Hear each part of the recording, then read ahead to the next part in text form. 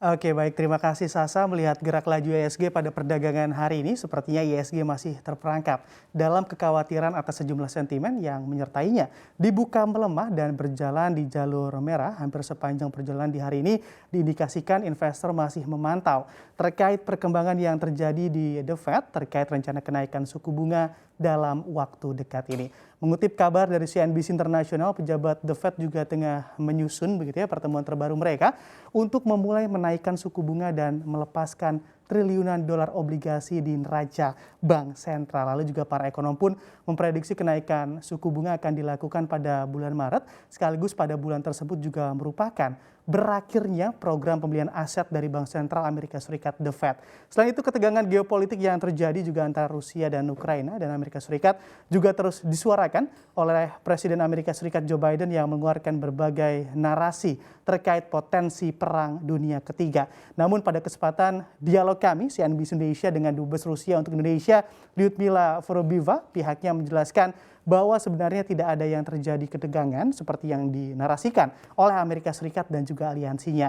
Ditegaskan pula Rusia pun tidak ada niatan untuk berperang melawan Ukraina sejauh ini, dan juga melihat seputar kondisi dari sentimen yang ada, IHSG pun juga terpantau begitu ya, masih mencatatkan nilai transaksi di angka 11,529 triliun rupiah dan juga ditutup di 0,22% koreksinya. Selain itu, yang menarik juga untuk diperhatikan hal ini juga memang adalah tensi geopolitik yang terjadi antara Rusia, Ukraina, dan Amerika Serikat ikut berdampak pada pergerakan harga emas dan juga minyak yang akhir-akhir ini mengalami penguatan.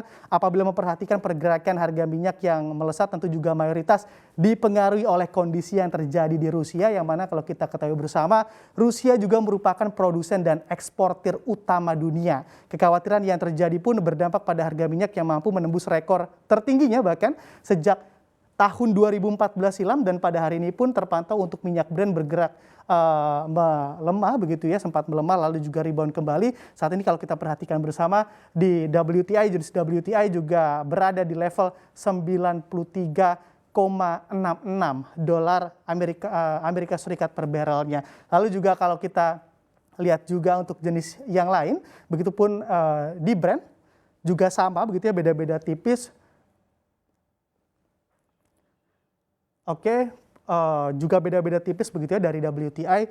Lalu juga bukan hanya itu, harga emas pun ikut juga terkerek atas ketegangan ini, di mana aset lindung nilai ini hari ini juga menguat 0,28%, atau kalau dilihat begitu dalam sepekan terpantau mengalami penguatan sebesar 1,98% dan bergerak di level 1.873 dolar Amerika Serikat per onsnya. Juga menjadi wajar begitu ya, emas mengalami penguatan ataupun banyak dikoleksi oleh para investor, di mana mayoritas dari mereka juga menganggap saat situasi tidak menentu, emas menjadi pilihan terbaik bagi mereka, bahkan seaman-amannya mata uang dolar Amerika Serikat pun saat kondisi tak menentu dan amit-amitnya begitu terjadi perang, emas adalah investasi yang paling aman dalam kondisi tersebut. Dan bisa kita lihat di sini juga, saat ini harga emas dunia berada di level 1.868 dolar Amerika Serikat per troy onsnya. Dan juga apabila kita mencoba untuk menganalisa dari pergerakan IHSG di 30 menit sebelum perdagangan sesi 2 ditutup, lalu juga untuk secara teknikal dapat terlihat di sini juga bahwa IHSG masih berada di atas rata-rata dari indikator MA50, 100 dan MA200-nya pada grafik harian. Lalu juga memang dapat dikatakan pula apabila IHSG masih mampu bertahan di atas ketiga garis MA ini, memang juga berpeluang untuk berlanjutnya penguatan IHSG juga masih cukup besar begitu, ataupun masih terbuka lebar karena memang masih di atas ketiga garis MA ini. Lalu juga memang sementara itu kita lihat juga dengan indikator dari stokastiknya di sini memang, ataupun dilihat dari grafik hariannya di sini memang levelnya juga sudah berada di atas angka 80.